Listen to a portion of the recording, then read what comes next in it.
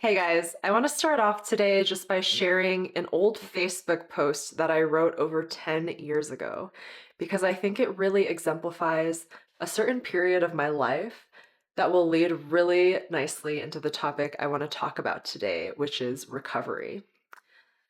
So I'm going to read it to you word for word, and here goes. After spending a few days sick and tired and alone, due to the stress of being overcommitted to things that don't matter too much, I am reminded that you really have to actively protect what matters the most in your life: your health and your relationships with people who genuinely care about you. No one knows where they're headed, and it's okay. So don't ruin the journey by trying to do everything at once. When I wrote this post, it was March 9th, 2015. I was only 22 years old and in the first year of my first full-time job as a software engineer. In addition to working really long hours at work, I was also working on side projects during the evenings and weekends. I was volunteering. I was going out with friends to mostly just drink copiously and stay up late on weekends, so wasn't taking care of my body that well. And I was basically functioning purely because I drank 2 to 3 large coffees a day, um, running on caffeine and willpower at the time. Not unlike many other ambitious 20 somethings in DC. At least that was the culture that I was accustomed to. Now, the thing is, when I wrote that post, I had let myself get to a breaking point, as it sounds. I was exhausted, burned out, pretty much to the point where my body gave out. Like, I didn't catch a cold, but I felt very sick in that I was too fatigued to get out of bed for a couple days. I would have persistent headaches, body aches, and just no energy. I think my body had just been pushed past its limit, hit a breaking point, and it was saying, okay, that's enough. And the worst part of it is, I'm sad thinking back to how it felt physically, but I'm even more sad about thinking back and remembering my mental state at the time, where yes, I was exhausted and I was self aware. I was obviously recognizing that I'd been doing too much, I was overcommitted to too many things, and I'd driven myself into this hole. But how I felt emotionally that same week when I was at home alone and sick was that I felt guilty about not being productive. Like, I felt guilty about not doing enough and not being able to get up and continue to take action and do things despite the fact that I'd already done too much, which was what put me in that situation in the first place. And then another thing that makes me sad is the part about being alone. I was sick, tired, and alone. Despite the fact that I had plenty of friends, I had a support system, I didn't feel comfortable reaching out in a moment of vulnerability where I could have really used someone's help or support or just even their presence. I felt too much pride and ego at the identity I'd built professionally and socially that I felt like I could only show my face if I was feeling good, if I was in a place where I was collected and competent and ready to deliver, and that people would only value me based off of that when I'm able to do things. I felt like I had no one I could reach out to, but really, I think I was just very uncomfortable with vulnerability and I didn't want to face up to a point when I felt weak and I didn't want to show my face in public. And truth be told, I did write that post intentionally wanting to change. What I said in there wasn't just lip service. I was saying what I was feeling at the time, like I'm being pulled in all these different directions and neglecting my health. I didn't realize my health mattered until I hit that breaking point and it forced me to consider my health. But it's kind of like the saying goes, Like your health is not the most important thing until you lose it, and then it's the only thing that's important. Something like that. It's really easy to neglect yourself. And it's really easy to neglect taking care of yourself until it's too late. And I was recognizing all of these things back in 2015, but I'm almost embarrassed to report that I actually didn't change anything about my lifestyle after that experience. And it actually took me maybe over 5 years to even start making changes, to even start considering that I had a higher need for rest and recovery that I wanted to believe. And it is really obvious to me now, and I am almost ashamed to admit that I didn't actually take action to address this glaring problem of mine. But at the same time, I get it. Like, I have compassion for that situation because I was there myself, and a lot of people I work with, a lot of people I know, they're in that same position. There's many reasons for it. There's a ton of external pressure to achieve.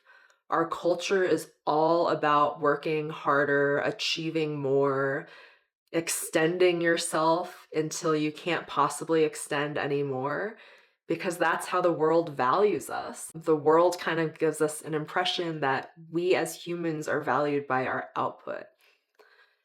And I struggled with that for a long time, especially because I didn't have much of a sense of self-worth growing up. I didn't have much of a sense of being socially accepted. So the first thing that I was able to cling onto was my academic and professional achievement. So I had both this internal drive to do more in order to feel more worthy. And then I also had this external reinforcement of when I was able to do more, accomplish more, I would be rewarded with praise, with promotions, with money, with opportunities. It was just it was so hard to escape that. And I completely empathize with people who feel stuck in that cycle of wanting to take better care of themselves, wanting to take a step back, but finding it hard to release themselves from that cycle. So that brings me to what I want to talk about today, which is the importance of recovery. And not just the importance of it, but just how critical it is. As much as I wanted to deny it at the time, I would eventually reach a point where I could deny it no more, that I needed to completely take a step back and reshape my priorities if I wanted to be a whole human being and continue doing what I wanted to do in life. So, what would I say to 22-year-old me? What would I say to anybody who I think is overworked, burned out, doing too much? Well, I think for me, what was most compelling is actually learning the science of stress, recovery, and growth. Because ultimately, what we are all looking for, I think, is to grow as human beings. We have this innate desire to become better, to work hard to improve, and to try new things, dedicate ourselves to them, and drive towards our goals. What's missing in that, though, is we don't actually recognize like the human aspect of ourselves and our biology and how growth can actually happen within the system that we're given. We like to believe that it's just a matter of willpower. We like to believe that it's just the hustle and grind. And our culture, again, reinforces that, where we're told the harder you try, the more you do, the more productive, more organized, more effective you are, the more you will accomplish. It's just doing more to get more, doing more and more and more and more and more.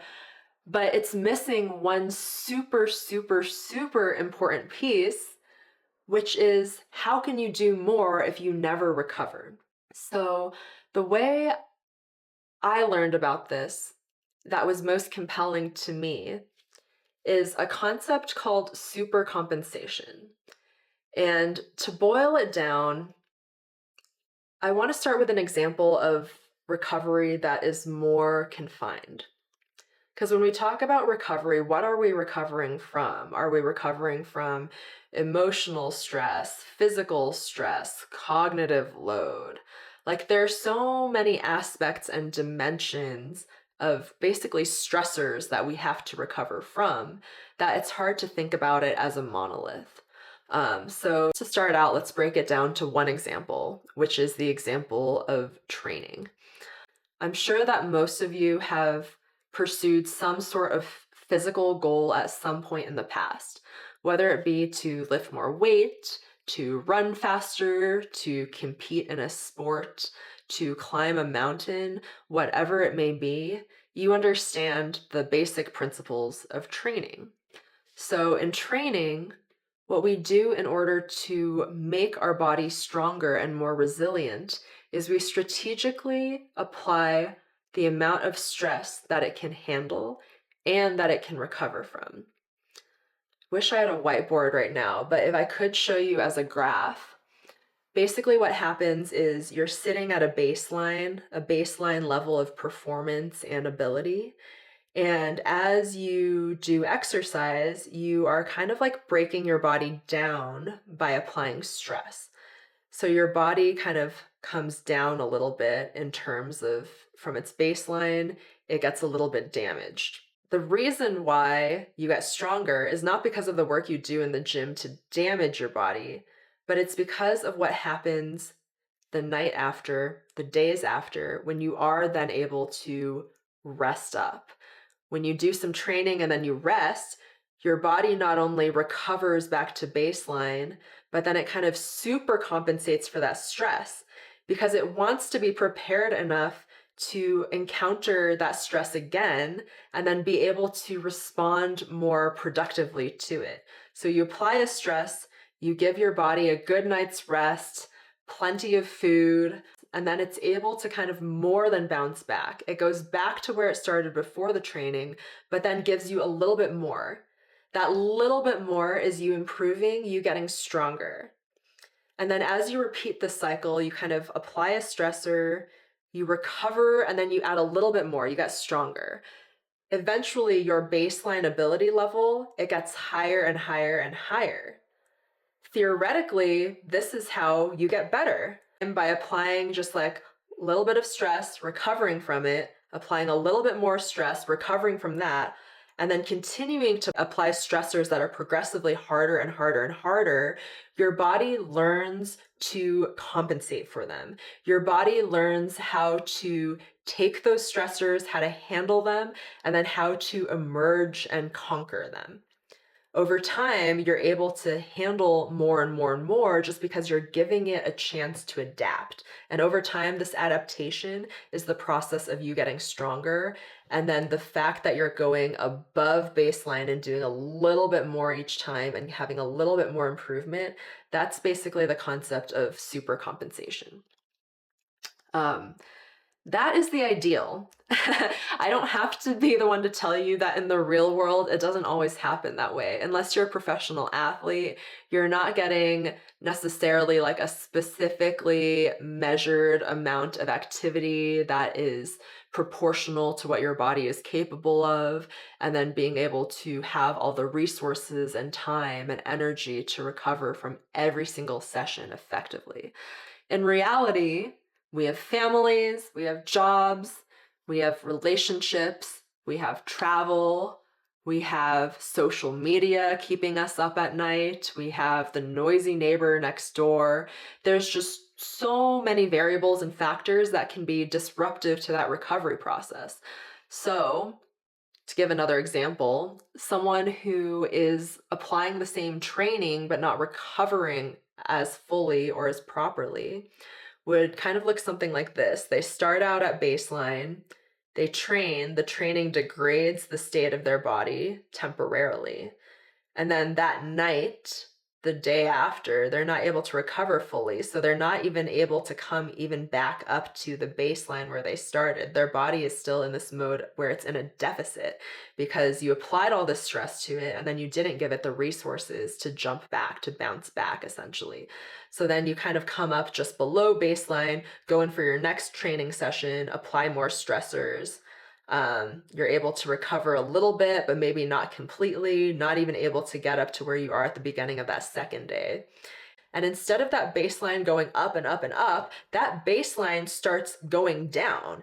Even though you're putting in effort, even though you're working hard, you're doing all the work that you're supposed to be doing and all the work that is glamorized and the hustle and all of that.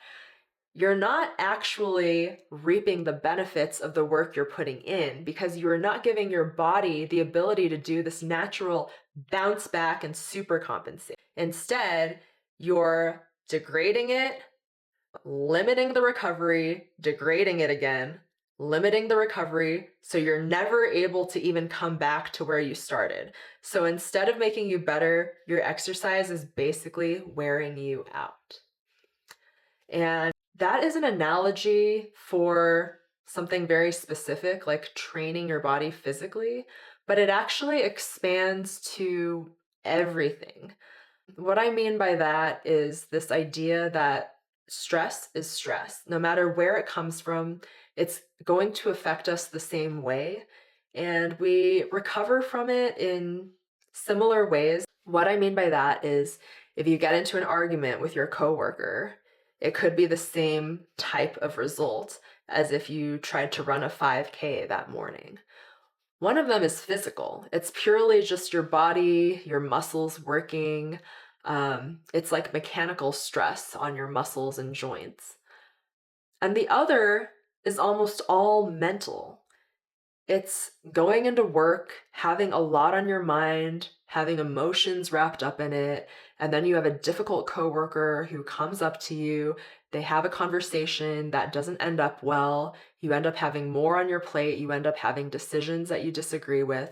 And that stress is all happening in your head.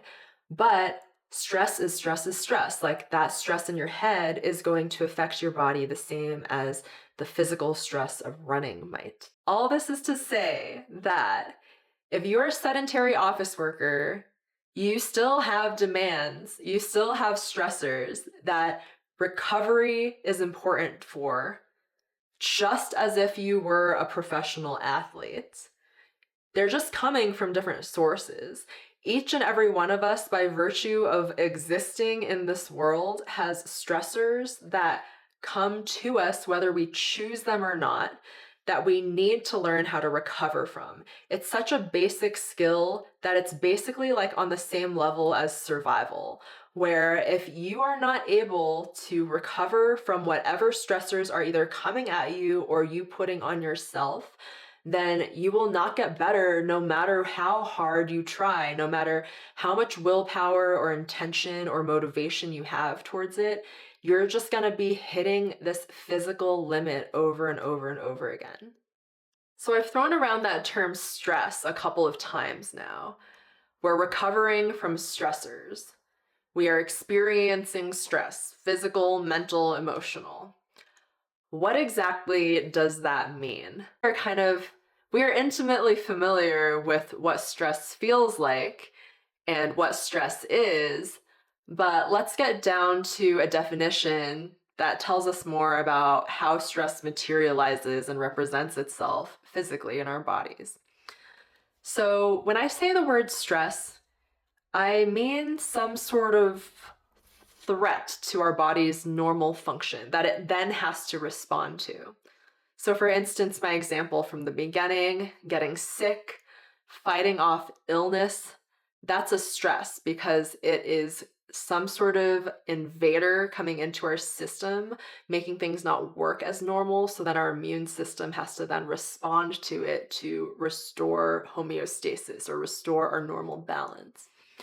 The stress of running, it is causing muscles to break down. That is something our body has to respond to by repairing the muscles.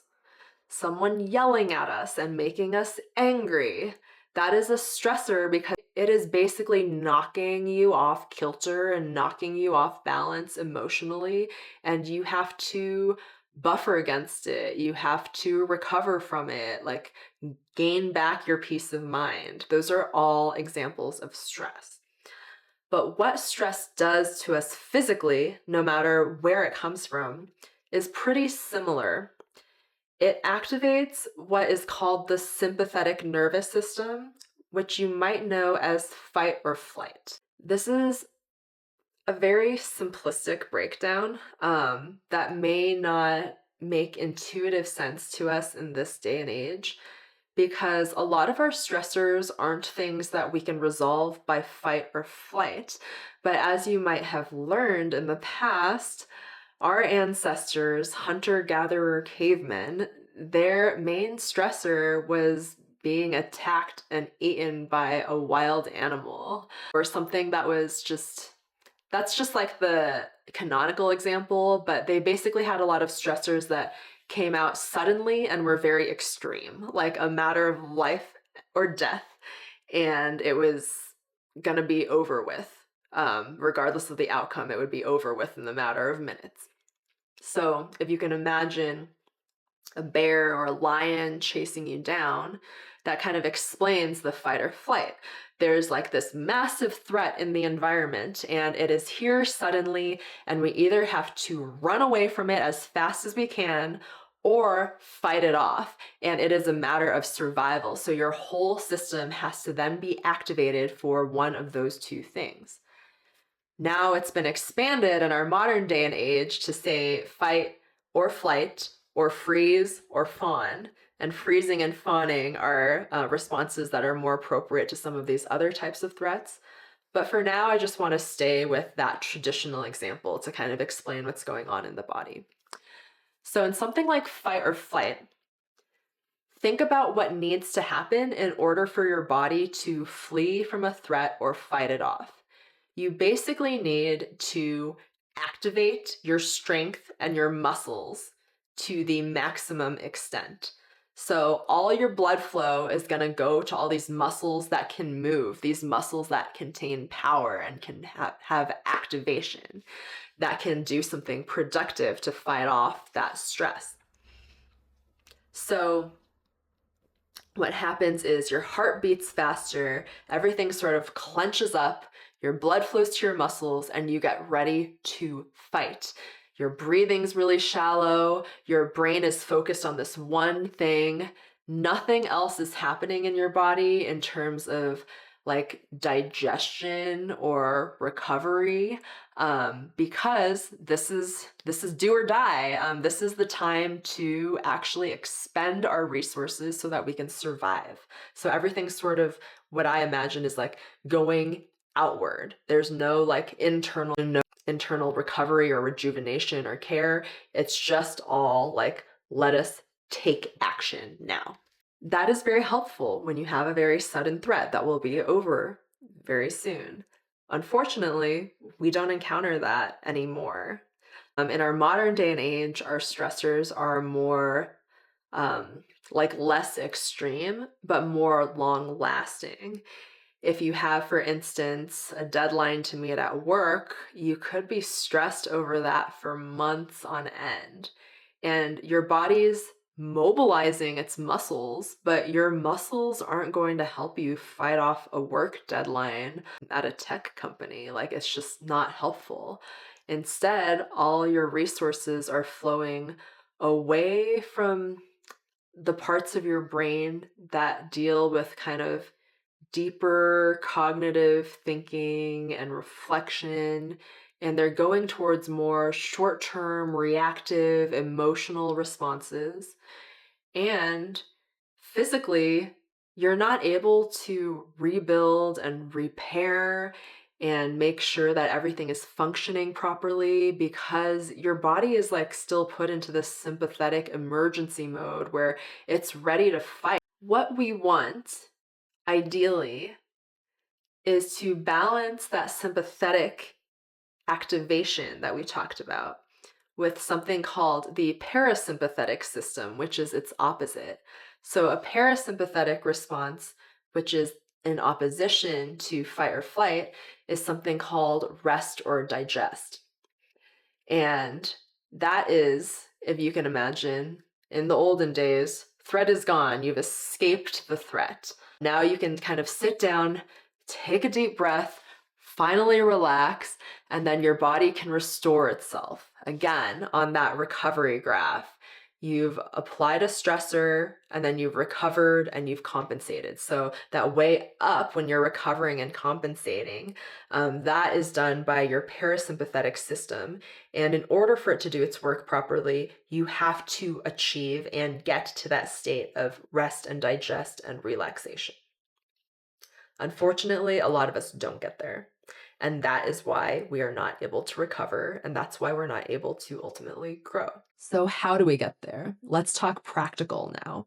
Most of us think of recovery as sleep. Especially, I think the last few years, there's been such a push towards optimizing sleep, and it is absolutely valid. When it comes to recovery, sleep is the king of recovery. And it's also something that we are not very good at in today's modern world. I think the presence of screens at night, the presence of like all these abstract things to worry about, making it harder for us to just kind of like focus on ourselves and wind down and just be able to clear our brains for the night. That's becoming harder and harder in the milieu of everything that's happening in the world. And of course, being on our devices all the time. So, sleep is something that is definitely a big cornerstone of recovery. That is something to work on is improving quality of sleep if you want to recover better. But there's also so many other different avenues here. There's so many different dimensions of recovery, just like there's so many dimensions of stress. Stress can be physical, mental, emotional. Recovery can be physical, as in sleep, and physically resting your body, like taking a day off. And it can also be mental, which can take the form of things like going to therapy, journaling, meditation, taking care of your mental health, being able to put your brain into that state of relaxation and taking a step back. And then there's the emotional side, which kind of goes hand in hand with that. Being able to have a strong social connection to your community, being able to vent with a friend, being able to take out your anger, to cry out your sadness, express yourself. These are all different forms of recovery as well. So, recovery itself is, again, as broad a topic as stress is. But it's as important as stress too. We put a lot of emphasis in our culture on how can we do more, which is basically how can we apply more stress and cope with it and kind of grin and bear it. But we don't put a lot of emphasis on how do we then make ourselves stronger, make ourselves more resilient, make ourselves recover from our existing stressors, but then get prepared for new ones. How do we invest in ourselves in that sense? How do we make sure that we are strong enough to take on the stressors before they happen rather than put a lot on our plate and just sort of cross our fingers and like hope we can get through it and try really hard to get through it? Because it's not just about trying, it's about being strategic, about making sure your system is capable and resilient and able to handle that. I know this is really hard for ambitious people to stomach because I've been there in the past. Even when I wrote that post, just looking back at it, I was saying, I'm spending my time on too many things that don't matter. I need to spend my time on things that do matter, like my health and the people in my life. But my vision of focusing on my health was maybe committing to another gym membership, signing up for a race or a challenge, like adding more and more challenge to myself. It wasn't things like, how can I get to bed earlier? Like, how can I maybe start a meditation routine? How can I take a day off and not feel guilty about it?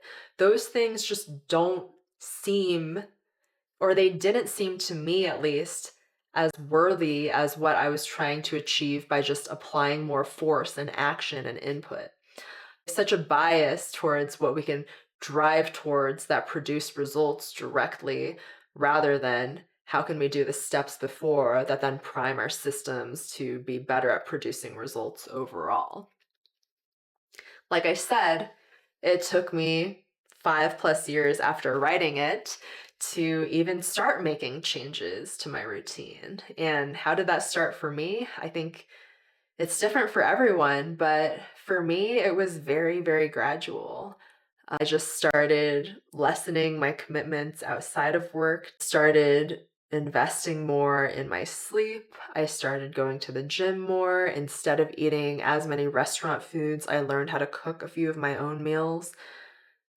It was a gradual process. It wasn't overnight that things changed and then I suddenly felt better. You want kind of instant results from something that is a departure from the norm, like something that you're putting effort into. You want to know that it's working and it's working for your own good, but you won't necessarily get that reflection back to you in this realm.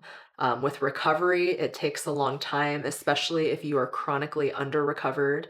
It takes months and months of investment where you're not necessarily feeling better yet because you're just in such a big hole. You just have to kind of keep doing it, like keep doing the small things that you're able to, believe in the importance of it. And then eventually you'll start to feel better. Like eventually, I think how it happened for me is I started to just feel more of myself. And it was only through being able to prioritize myself and myself outside of everything that I was doing, outside of my output, that I was able to find my genuine internal identity and worth. I'm just going to circle back to a few lines in that original post. You really have to actively protect what matters most in life: your health and your relationships. The key word there is actively, because even at 22, I knew this intuitively. I knew that I needed to invest more in being healthy and feeling good, and being resilient to the things that I experienced in life. And I knew that I needed to be more intentional about my relationships and be more selective about forging relationships with people who genuinely cared about me. Yes, those things were evident, but the active part, you have to actively apply effort towards these things, and often that effort goes against the current. Even if you are in a place where you are very successful, very accomplished, you have a high-powered career, you kind of have a tendency to follow what is going on around you in the culture. And the current in that environment is going to push you to keep applying yourself and keep prioritizing all these things that are external to you. And you are going to have to fight back against it for the things that are important internally to you, for the things that will actually sustain you.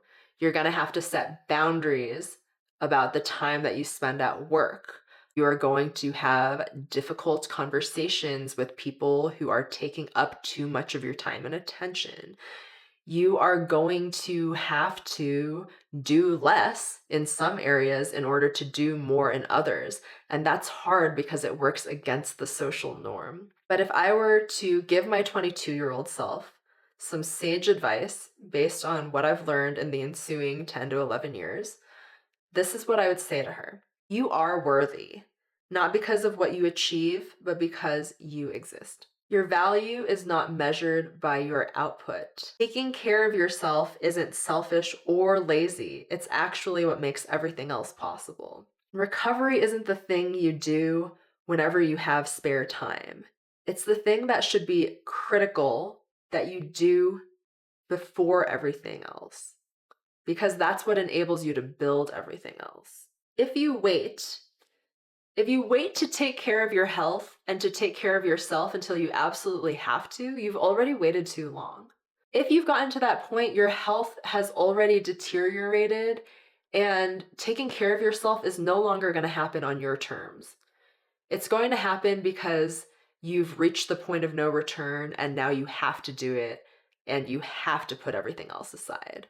It's never too early to start building the habits of balancing your stress with your recovery, building those habits to maintain a strong sense of self, to at least discover your sense of self, and then take care of you in a way that works.